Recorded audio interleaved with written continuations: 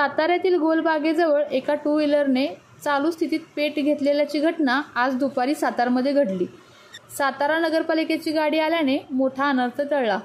सातारा येथील गजबजलेले ठिकाण असलेल्या गोलबागेजवळ दुपारच्या सुमारास एका टू व्हीलरने पेट घेतला।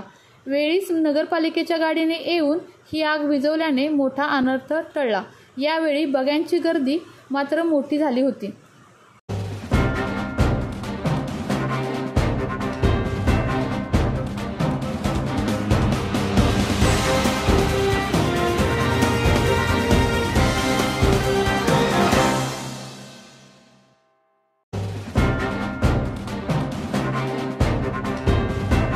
आपल्या तालुक्यातील जिल्ह्यातील बातम्या सर्वप्रथम पाहण्यासाठी आजच सातारा न्यूजला YouTube चॅनलवर सबस्क्राइब करा, लाईक करा, शेअर करा आणि बेल आयकॉन प्रेस करायला विसरू नका।